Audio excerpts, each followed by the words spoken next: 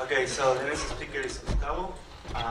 He's a developer with true passion for programming, like for real, because he started as a he started to study informatic engineering, and after some time he moved to software development.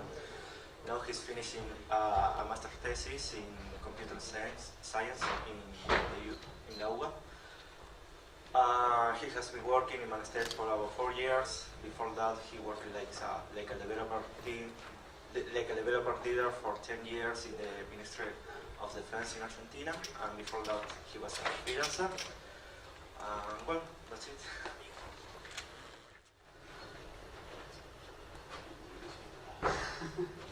Bueno, buenas a todos, ¿cómo andan? Mi charla justo cayó antes del almuerzo, así que espero no prolongarme demasiado y no privarlos de la comida.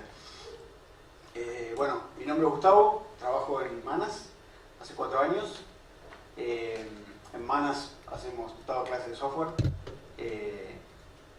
digamos desde todo tipo, por todo tipo de aplicación. Hemos hecho cosas, bueno, aplicaciones mobile, web applications obviamente, digamos aplicaciones que van en sistemas embebidos. En tipo hacemos desde, bueno, digamos aplicaciones web comunes y corrientes hasta sistemas de IBR, hasta tenemos nuestro propio lenguaje que se llama Crystal, pero bueno, eso es, digamos, motivo para otra conferencia. Pero bueno, hoy les voy a hablar de Code Games.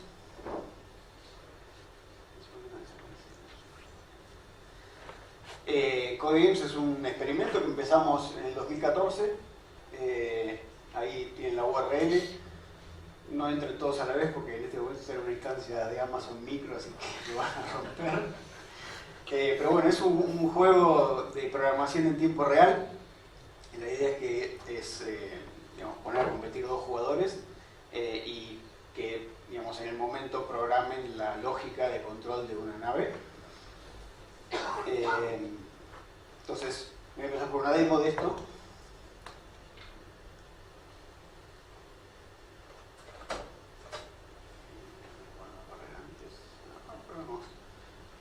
Online. Muy bien. Tiene una sección de práctica. ¿Sí? Donde, bueno, ahí ven mi navecita. Este es el código que ya tenía precargado. Pero vamos a empezar de cero. Entonces, esa es mi nave. Es un espacio medio raro porque es un espacio curvo. Entonces, si me voy de un lado, aparezco del otro y demás, ¿no? No le doy mucha pelota a eso. Acá abajo está mi oponente. Lamentablemente por los colores no se ve muy bien, pero entonces yo puedo hacer, no sé,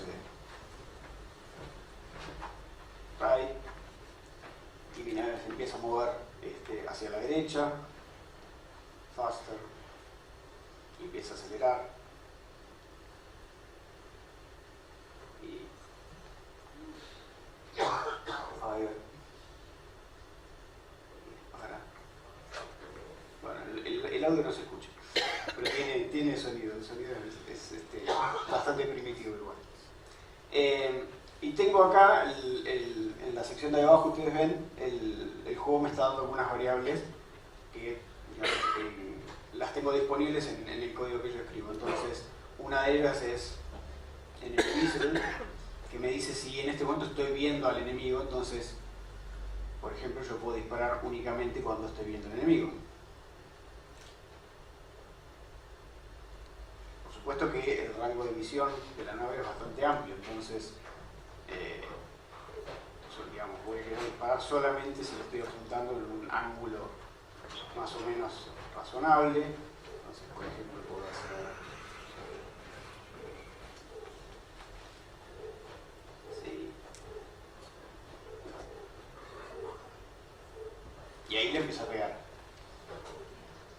Bueno, las balas también dan vuelta al tablero, por eso por ahí puede disparar y ven cada vez que le pega. Y bueno, este es el modo de práctica. En este momento la inteligencia artificial, muy entre comillas, que está controlando la otra nave, no tiene un programa, pero puedo cargarle algún programa.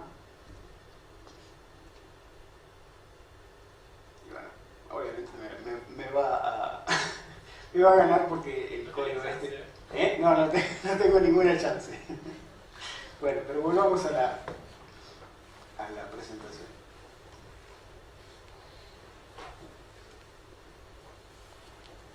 Bien. Bueno, entonces yo les voy a contar un poco de cuál fue nuestra experiencia con CodeGames. Como dije, un poco lo empezamos como un experimento porque, bueno, a varios de los que estamos en la empresa nos gustan los juegos, somos gamers, nos gusta Erlang, así que decidimos que Erlang era un buen fit para hacer este tipo de sistemas. Y bueno, como lo empezamos en el 2014, el frontend está en Rails y no en Elixir. Si lo hiciésemos hoy, creo que otra sería la historia.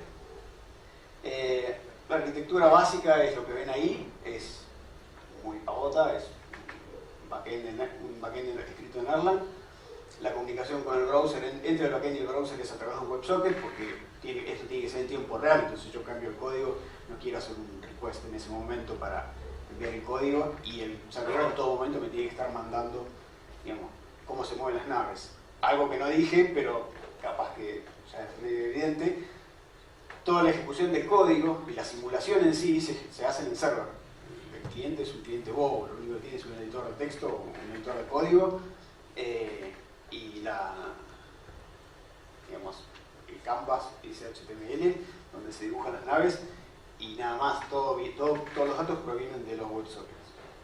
Bueno, tenemos un MySQL ahí dando vueltas para persistir cosas. El frontend es eso. La parte de Rails es solamente la cáscara, el shell.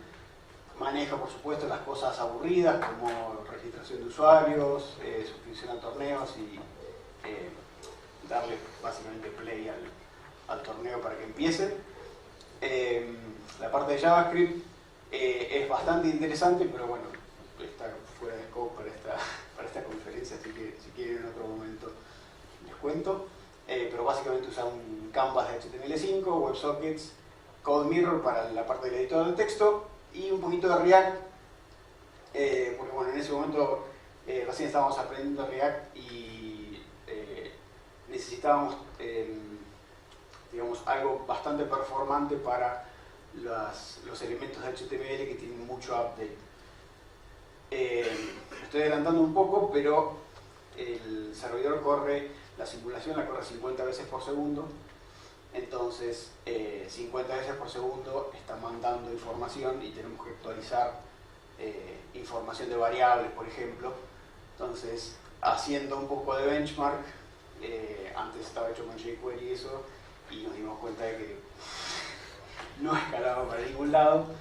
En un principio lo habíamos hecho digamos, a mano, haciendo lo que hace React, pero a mano, y obviamente andaba muchísimo más rápido, pero totalmente mantenible, así que decidimos poner React.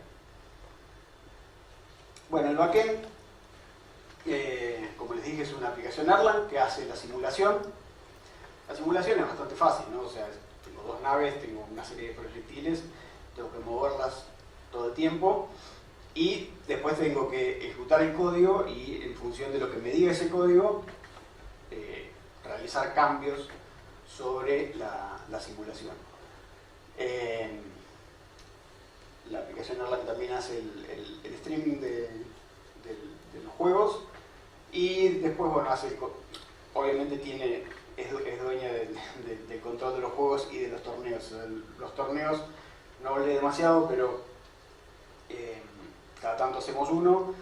Después de esta conferencia vamos a hacer uno para todos ustedes, para los que quieran inscribirse. Pero básicamente todo el mundo se inscribe, o la gente que se inscriba la empezamos a matchear de a dos, juegan una partida, el que gana no le pasa nada, el que pierde una vida, y a la tercera vida que perdieron quedan afuera, y bueno, y así es un proceso de eliminación simple. El tech stack, que el backend, es OTP. Usamos, creo que casi todos los behaviors que ofrece OTP. Tenemos Cowboy como servidor web. Y para el parseo información de la nave usamos LexEx, que son generadores de parser, es el generador de parser de Erlang. Y para comunicarnos con el frontend, con la aplicación Rails usamos Erlang. No sé si eso se sigue usando, supongo que no, porque ya con Elixir no tiene mucho sentido.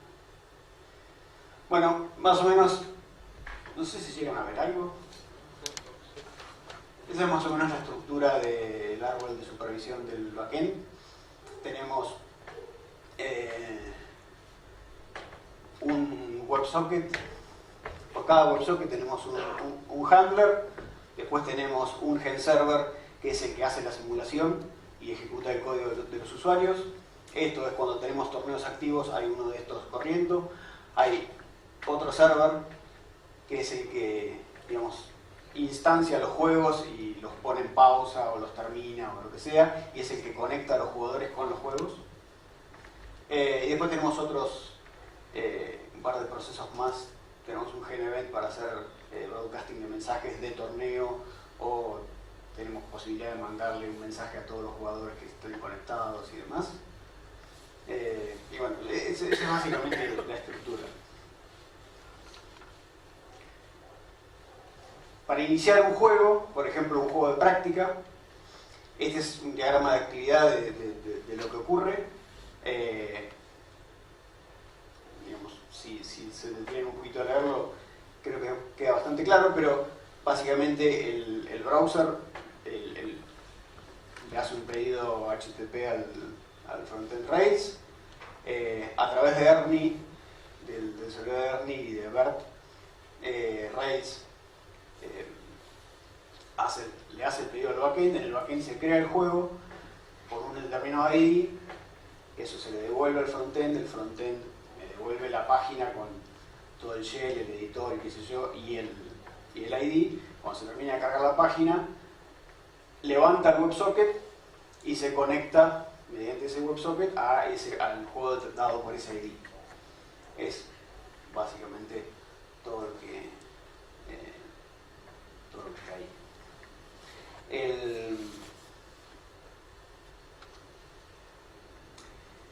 El game server, en realidad, bueno, ahí nos fuimos un poco de la nomenclatura tradicional del PT. Game tendría que haberse llamado game server porque es un gen server, y game server se tendría que haber llamado game server server porque es el que controla. Pero bueno, da un poco de locura, así que lo dejamos así.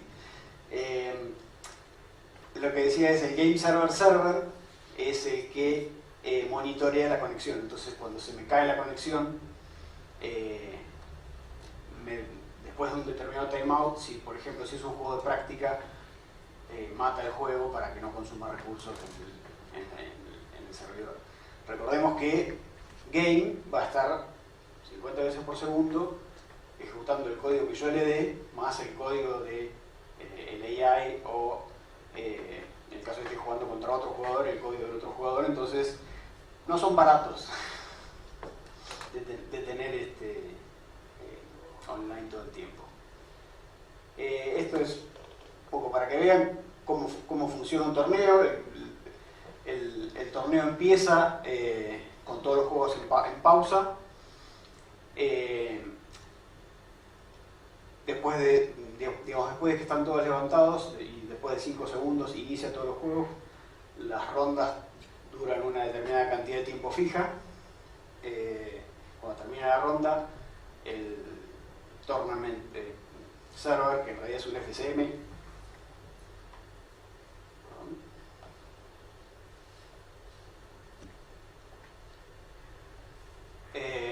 mata todos los juegos existentes y reinicia la nueva ronda poniéndolos de nuevo en pausa y así. Si ustedes se dan cuenta, esto es medio automático, entonces no importa si el jugador está conectado o no, el torneo tiene que seguir adelante igual. Entonces lo que ocurre es que cuando se instancia un juego de torneo, se instancian los dos jugadores y se carga el código, el último código que habían escrito los jugadores para esa nave. Entonces no importa si el jugador llega 5 segundos tarde a unirse a ese juego, la nave no se va a quedar quieta y ser un blanco fácil. Bueno, vamos vamos un poco al core de la situación. El loop de simulación, como les comenté, se corre 50 veces por segundo. Eso es todo lo que hace, ¿sí? O sea, lo que sería el game, que es un proceso Erlang, se encola periódicamente un mensaje. Cuando le llega ese mensaje, hace todo esto. Básicamente, primero chequea colisiones entre proyectiles y naves, después mueve, o sea, hace el update de simulación, el paso de simulación, que sería mover cada nave y cada proyectil de acuerdo a la velocidad con la que venían. Calcula las variables built-in, que son las que se veían acá, que si estoy viendo, bueno, ahora desconectado a Wi-Fi. Sí, se desconectó Wi-Fi y no se ve nada. Bueno, no importa.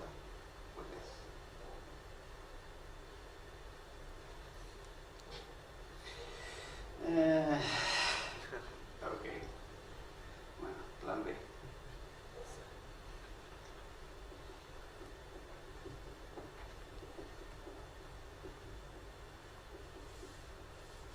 No sé, más chico. Más o menos. Las variables built-in son si para esa nave el enemigo está visible o no, la distancia a la que está el enemigo, el ángulo en el que yo veo al enemigo, mi velocidad, el ángulo en el que estoy apuntando y demás. Todas esas son cosas que dependen del estado actual del juego, entonces se calculan previamente. Después se ejecuta el código de cada jugador. El código del jugador, digamos, si yo hago una acción que, digamos, para modificar mi nave, lo que se hace es se encola esa acción y después de haber ejecutado todo el código, se ejecutan las acciones efectivamente. Esto es para evitar, porque si no yo podría decir girar y girar 3 o 4 veces más rápido de lo que podría hacerlo habitualmente. O lo mismo con disparos y demás. Después de eso se genera un paquetito de estado, del nuevo estado del juego, que se envía hacia todos los jugadores y a los espectadores. Eso todavía no lo mencioné, pero durante un torneo yo puedo entrar y ver cómo se están llevando a tiro dos naves, básicamente. Y bueno, por último lo que hace es encolar el siguiente mensaje para que dentro de 20 milisegundos, que es el tiempo del frame, vuelva a ejecutar todo esto. Y esto lo hace hasta que el game server decide que digamos, ese juego terminó. Bueno, y lo de collect stats es relativamente nuevo, pero es más para nosotros, para saber qué es lo que está pasando, para tratar de obtener un insight de qué es lo que está pasando adentro del server, porque si no, imagínense, tienen 20 de estos corriendo simultáneamente, van a tener un alto uso de CPU y, bueno, pero ¿por qué? Entonces ese collect stats junta cosas como cuánto tardó en hacer todo el procesamiento, cuántas líneas de código el usuario procesó. Bueno, sí, creo que básicamente esas dos cosas que son las dos más importantes. Bueno, pasemos al lenguaje en sí. El lenguaje es completamente inventado, le pusimos Codex. Es súper simple, no sé si, bueno, lo que yo escribí no tiene mucho sentido, pero tiene variables únicamente de un solo tipo. Solamente tenemos el tipo float. Las variables no se declaran, se usan automáticamente. Tenemos if, tenemos funciones y nada más. Y hay varias funciones built-in, tipo seno, coseno, funciones trigonométricas, bueno, potencias, logaritmos y esas cosas. Funciones matemáticas sí están,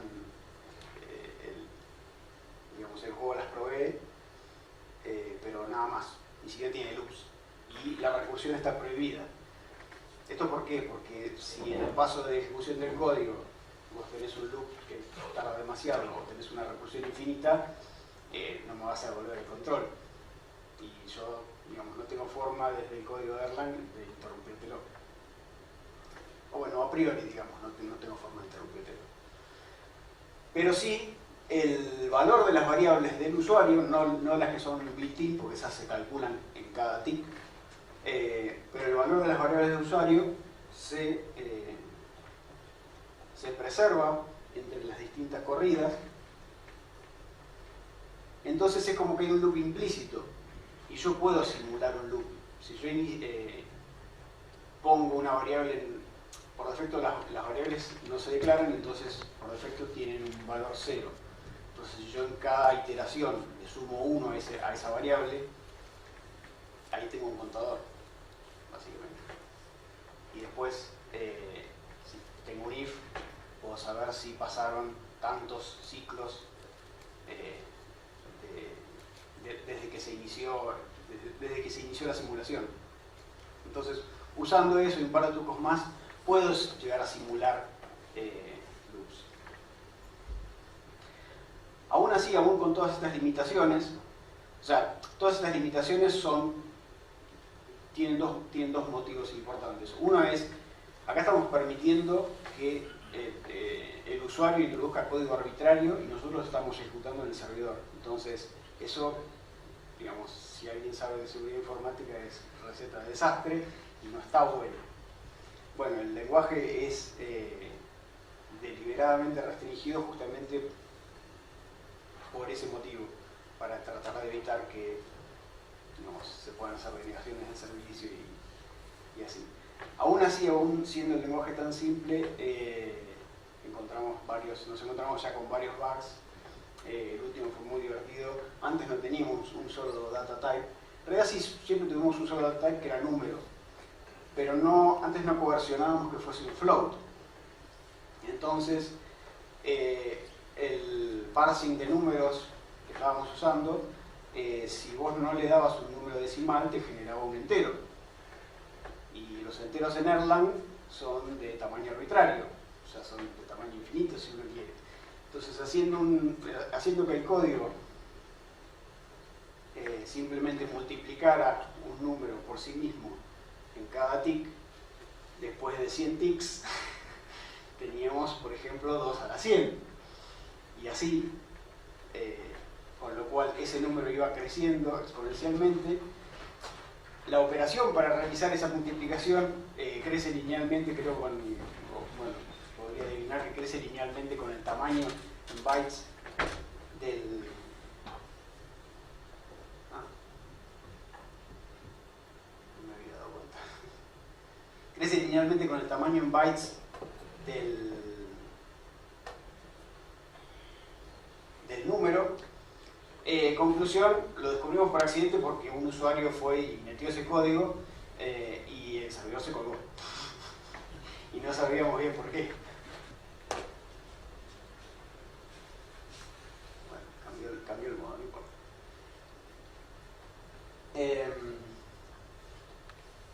Así que bueno, eso. Después hemos tenido otro tipo de bugs del estilo de cosas que no habíamos previsto, entonces, digamos, el típico bad match de Erlang.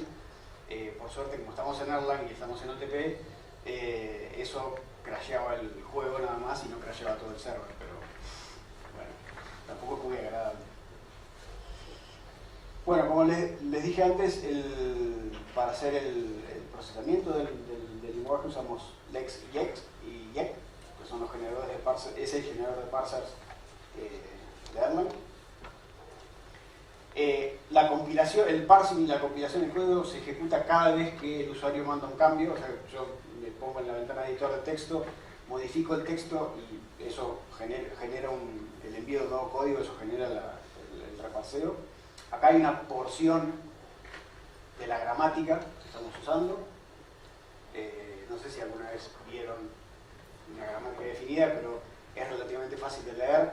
El root symbol es el símbolo, digamos, que define cómo empieza el lenguaje. Entonces es program. Un program está compuesto de expressions. Una expression puede ser la nada o una serie de expresiones separadas por líneas nuevas. Y del otro lado de dos puntos se ve el código Erlang que genera, digamos, que se ejecuta cuando yo encuentro una expresión de ese tipo. Entonces, de esta manera, yo cuando parseo el código voy obteniendo lo que se llama el AST, el Abstract Syntax Tree. Por la forma que estamos parseando en este caso, obtenemos una lista de sentencias que después vamos a usar para ejecutar el código. Acá no hay compilación en el sentido estricto.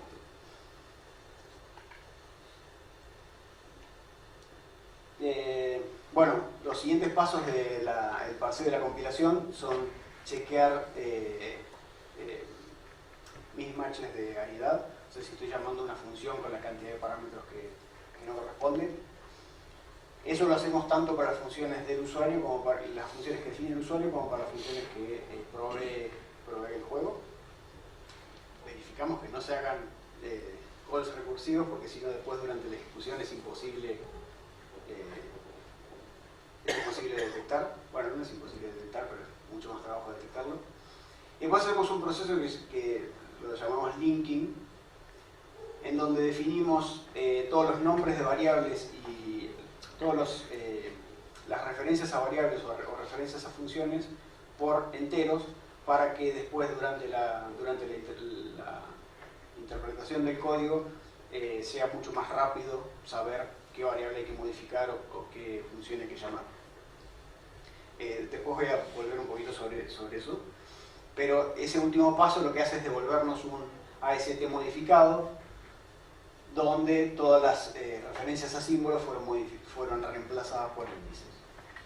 Y por último hacemos una migración de los datos del usuario. Esto es porque como tenemos que mantener el contenido de las variables de una iteración a la siguiente, si el usuario cambió el código en el medio, digamos, no queremos que los valores de las variables se le pierdan. Entonces tenemos que detectar si aparecieron variables nuevas, si el usuario dejó de referenciar variables, con lo cual se pueden eliminar y demás. Bueno, tenemos el AST, ¿cómo lo ejecutamos? Se ejecuta, como dije ya varias veces, una vez por tick o 50 veces por segundo. Una línea así es básicamente lo que hace, lo que digamos, llama esa ejecución. Y eso hace un recorrido recursivo del AST. Acá tenemos también parte del código que hace esa evaluación. Arriba de todo en el run. El run invoca un eval. El eval, ese es el truco que usamos para hacer el return de funciones. O sea, usamos un throw cuando evaluamos un return para volver a ese punto donde sabemos que fue o el inicio del programa o la invocación de una función. Y todo el resto de lo importante ocurre en doEval.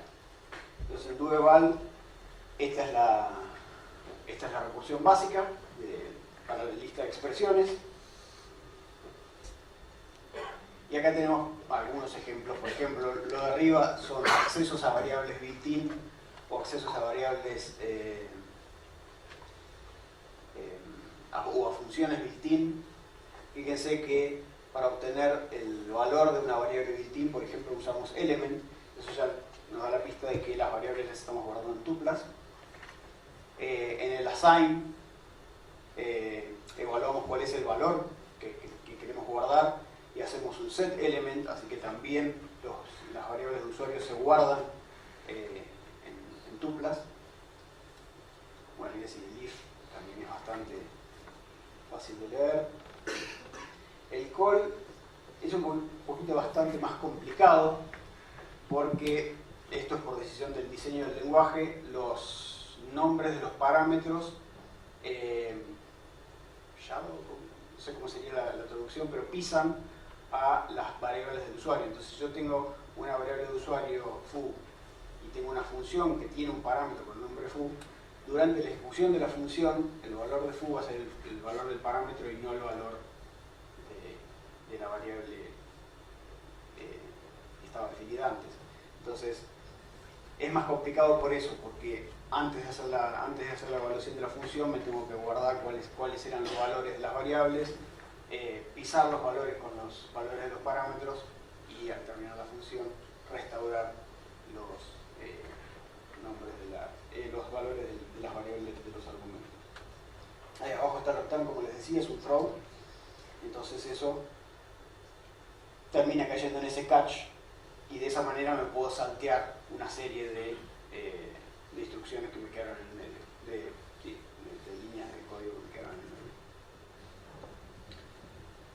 el medio. Bueno, el contexto, que es ese parámetro extra que pasamos a parte de la ST, contiene el estado de la nave en este momento y todas las variables y funciones, tanto victims como las de usuario. Bueno, como les decía antes, lo que son funciones y variables las guardamos en tuplas y como para acceder a una tupla necesitamos saber qué elemento es el que tenemos que tocar, por eso digamos, surge la necesidad del link step. Previamente a esto usábamos diccionarios y hacíamos lookup del diccionario directamente utilizando el símbolo parseado. Eso resulta súper lento. De hecho, no tengo los números ahora, pero digamos, creo que con este cambio ganamos alrededor de un orden de magnitud en la ejecución del código de usuario. Pero bueno, lo que quería decir es, sería mucho más lógico guardar los contenidos de las variables, o por lo menos no sé si más lógico, pero sí más fácil de comprender cuando leemos el código, guardar los valores de las variables de usuario dentro de un diccionario. Pero si cada vez que tenemos que acceder al valor de una variable de usuario, o cada vez que tenemos que cambiar el valor de una variable de usuario, tenemos que hacer un lookup de diccionario con una key, con una string, bueno, eso no escala.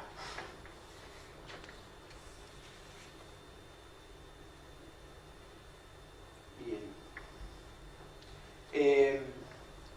Acá vemos de nuevo un diagrama de actividad de cómo es el desarrollo del juego normalmente.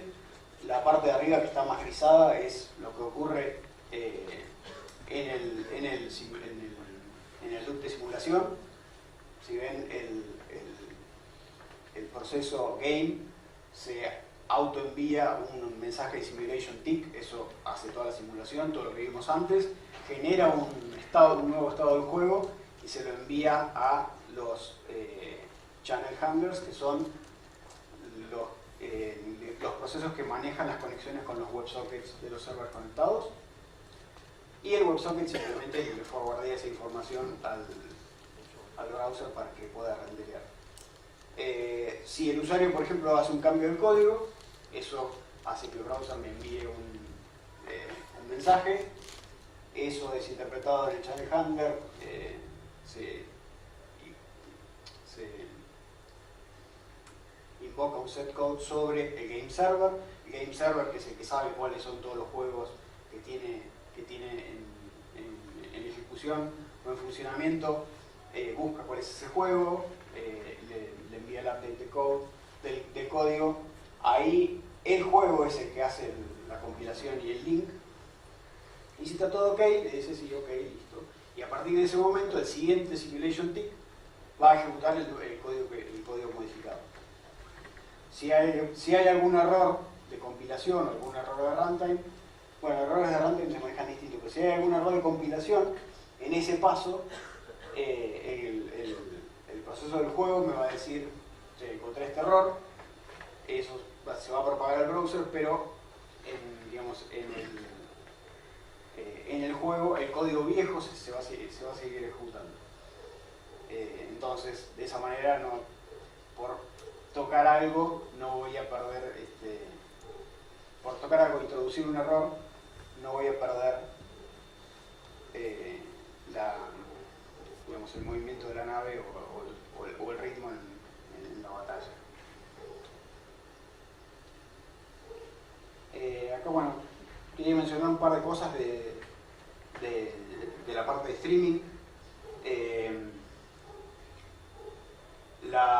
El proceso del juego lo que hace es generar 50 veces por segundo los distintos frames de actualización y los envía en forma asíncrona a los procesos de los WebSockets. Acá no hay ningún tipo de control de tráfico ni nada por el estilo, con lo cual puede llegar a darse el caso que si tengo una conexión de internet lenta o por algún motivo no puedo estar streameando a todos los WebSockets que tengo abiertos todo el tiempo, puede ser que dé lugar a una congestión porque bueno, las colas de mensajes de Erlang son por defecto, son unbounded y digamos, puede llegar a darse una situación de ¿cómo se diría? Me sale runaway train, pero sería básicamente el equivalente, o sea, como que la aplicación deja de tener la capacidad de procesar más rápido, procesar la información más rápido de lo que la está produciendo. En el stream del juego también se mandan otro tipo de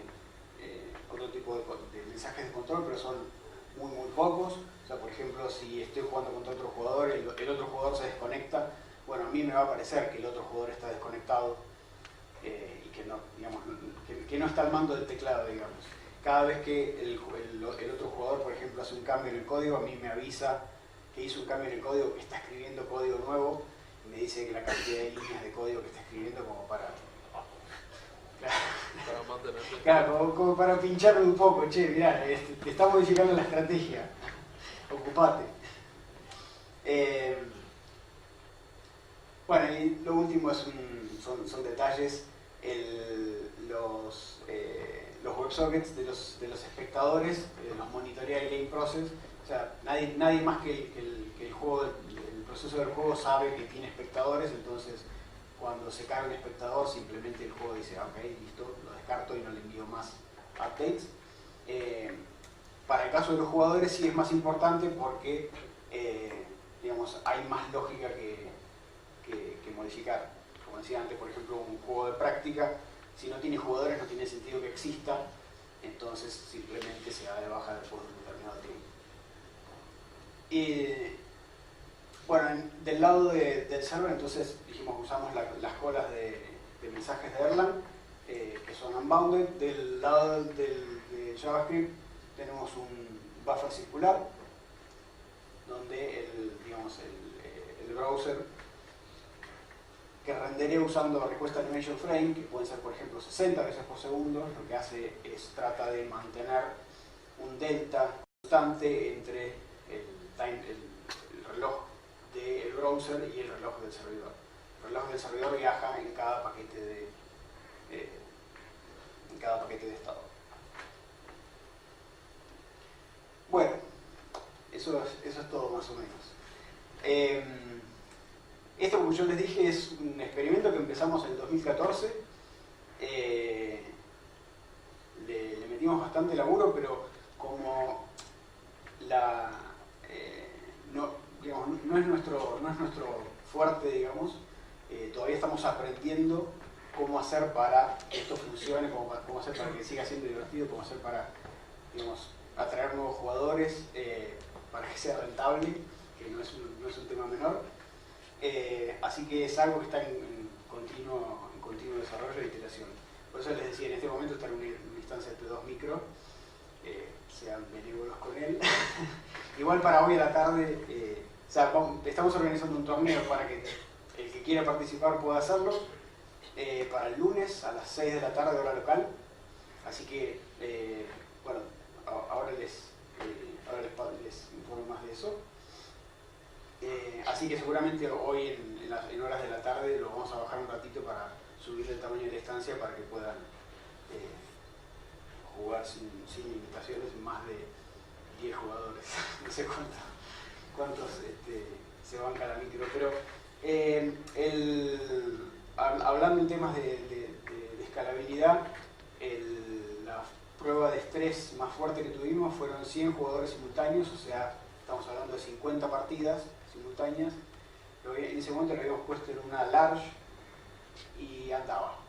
O sea, no llegábamos a saturar la CPU.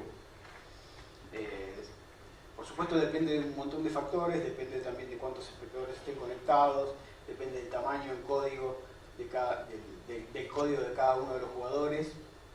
Creo que en ese momento andaba más o menos en un orden de un promedio de 60 líneas o 40 líneas de código por jugador. Pero bueno, aún así, con una large no llegamos a saturar la CPU. Bueno, desde el punto de vista técnico, como ya les decía antes, ejecutar código arbitrario del usuario en una máquina sin demasiado control es siempre muy divertido.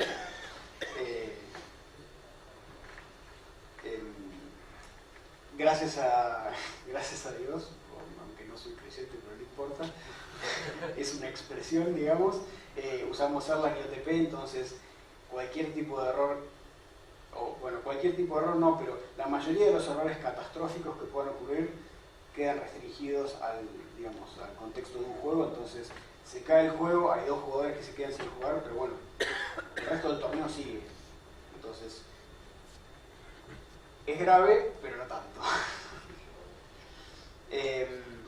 Algo que queremos hacer es, no sé si recuerdan el diagrama de arquitectura, pero es obviamente como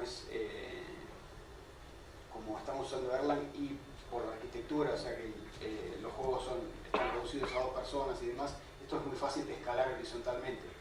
Pero bueno, por ahora lo corremos solamente en una máquina. Eso es algo que queremos hacer. Hasta incluso que el juego mismo decida cuándo espanear una nueva instancia de Amazon y ponerla a correr para atender a los jugadores nuevos.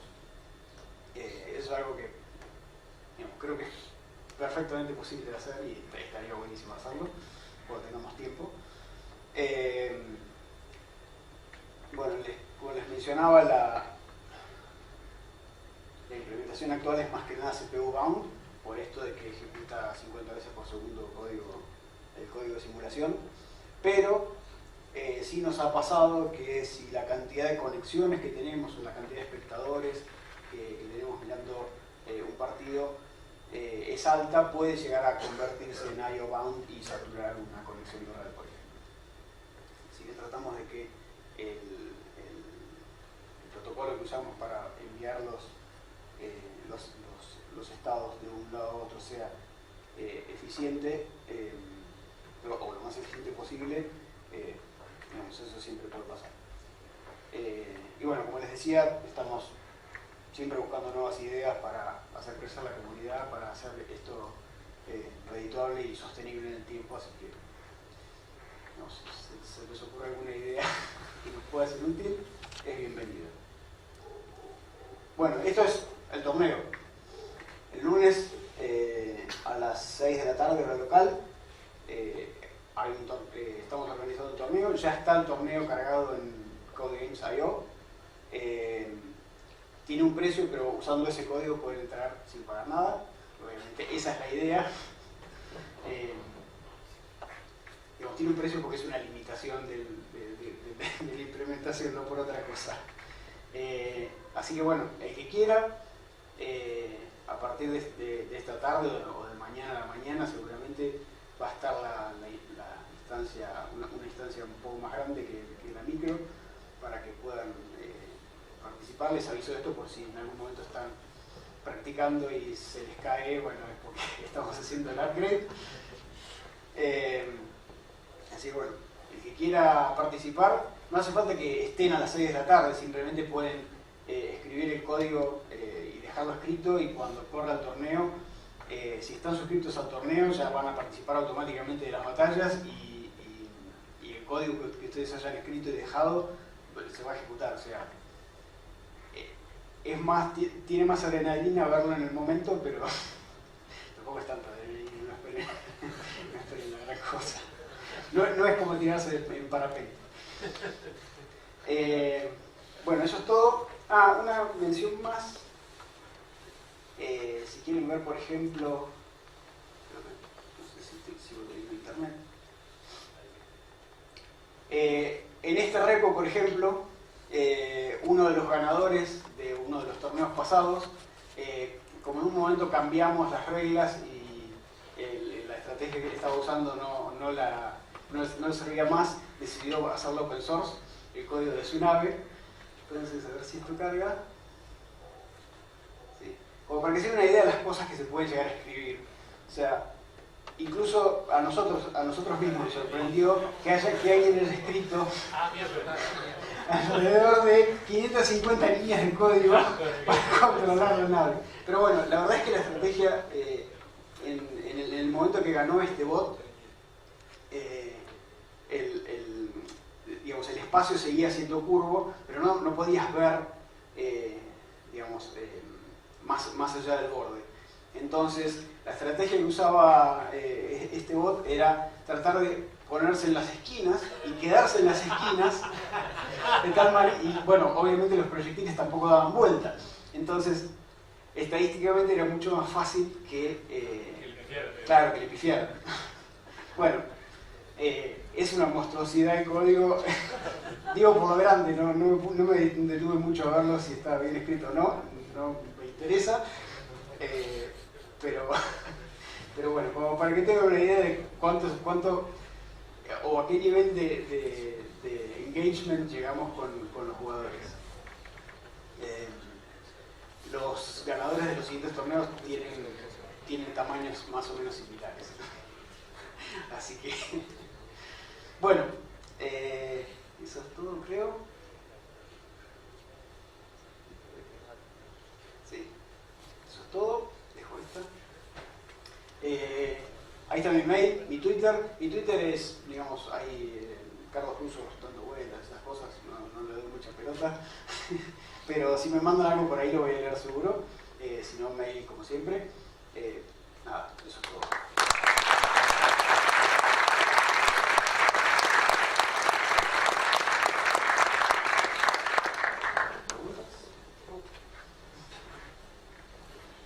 ¿Tienen así como un top 10 de jugadores, algún lado donde muestren este es el campeón del universo hasta ahora o algo así? No, en realidad como justamente hemos ido cambiando las reglas de los torneos, tampoco hicimos tantos torneos, lo que sí tenemos es el código, o sea, cargado para que vos puedas practicar el código de los bots ganadores de torneos anteriores. Entonces, si vos venís a práctica, ahí en el combo tenés el ganador de todos los torneos que hicimos. Como para que te des una idea si el código que estás escribiendo puede llegar a tener alguna chance. De todas maneras, por ejemplo, no creo que para este torneo, salvo que esté presente, el Spiegel, que es el ganador de los últimos dos, vaya a participar, así que nada. Otra cosa interesante que vimos es que por lo menos con las reglas anteriores, quizás ahora eso haya cambiado un poco y vamos a tener que solucionarlo. Con las reglas anteriores no había una única estrategia ganadora.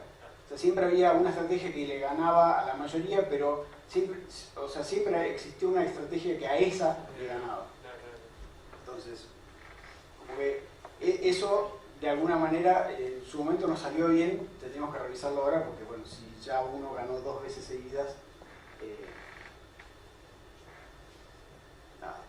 ¿Esa es la pregunta?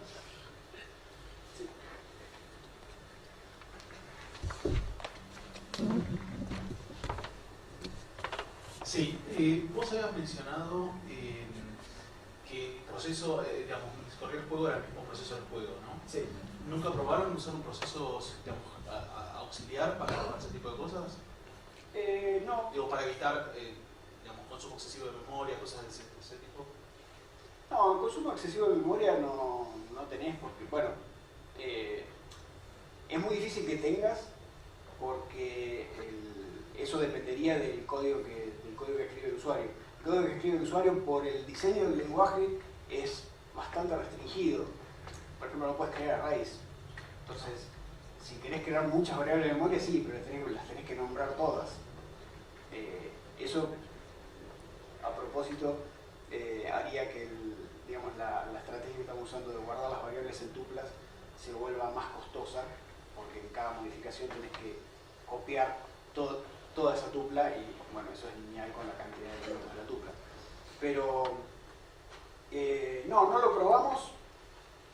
La única ventaja que yo veo que podría traer es que algún error catastrófico o un crash no rompería el juego seguiría corriendo, la simulación seguiría corriendo, simplemente no se ejecutaría el código del usuario. No lo probamos, algo interesante, podría explorar. Y emitir bytecode directamente de la máquina virtual para... Bueno, eso sería ya como el paso recontra avanzado, sí. Eso también puede ser, o emitir código Erlang y compilarlo on the fly. Estaría, digamos, es un excelente experimento. Lamentablemente no disponemos de tiempo físico para hacerlo, pero sí, digamos, es algo que en algún momento lo planteamos. De cualquier manera, creo que la implementación que hay ahora es bastante directa, bastante eficiente. Obviamente si fuese bytecode derecho sería mucho más eficiente, pero en ese caso quizás yo lo que intentaría es ir a NIFs directamente y compilar usando el LVM, por ejemplo. Con lo cual ya es otra historia completamente distinta. ¿Otra pregunta?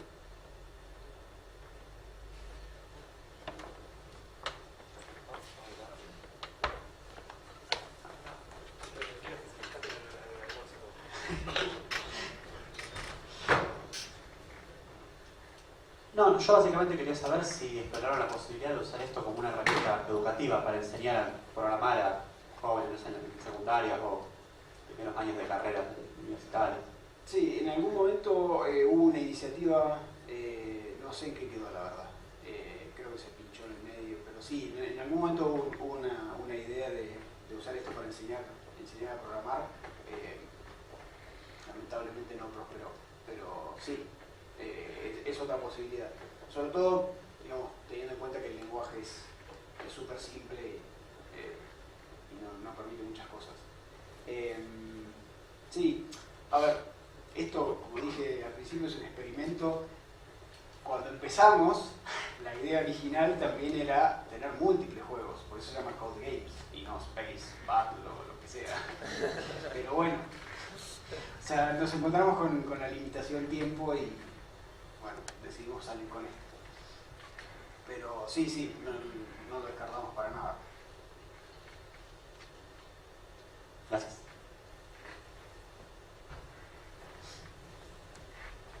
¿Alguna otra pregunta? Rodri.